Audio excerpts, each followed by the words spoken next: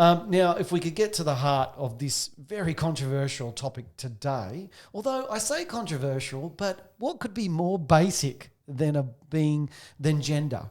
Than a boy being a boy and a girl being a girl. And yet this is massively controversial today. Take us back to how have we got to this cultural moment?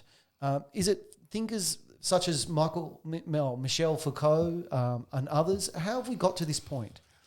Yeah, I don't know. I've looked at that. I can't read Foucault and get past the first page. It's sort of obscure stuff to me.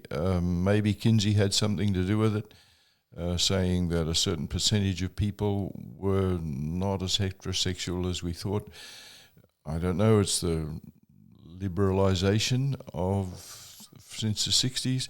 Nowadays, I think myself breakdown of the family. And indeed, I'm just reading a recent report from Westmead. Most of the children who turn up at their gender clinic come from broken homes. And I think this is a sad situation. People are not making that commitment that they will stay together for the raising of the children.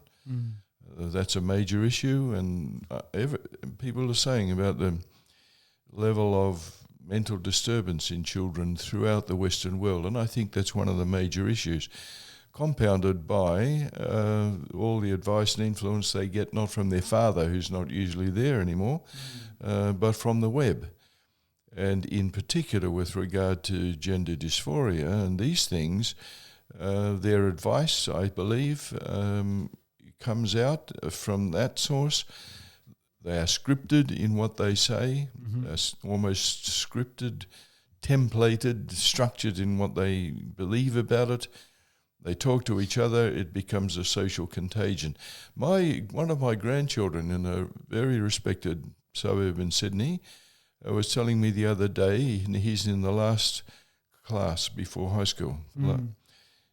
6 of the children in his class, he said, you know what, he asked me, what does it mean? He said, well, we got one who's asexual and another one is a bisexual and we've got a pansexual. And he said, what's this mean? And I said, well, what does it mean to you?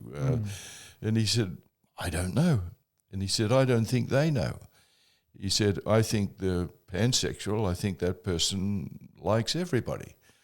And I said, well, what are your school teachers saying about it? And he said, well, they have to go along with it. We know they have to go along with it and give new things. So I think there is this tremendous pressure coming from electronic sources, and this is spreading. The impact is spreading like a social contagion. Those are not my words. I originally said it's like a social fad. But I think social contagion is a better word, and I think it's afflicting our young people in many different ways.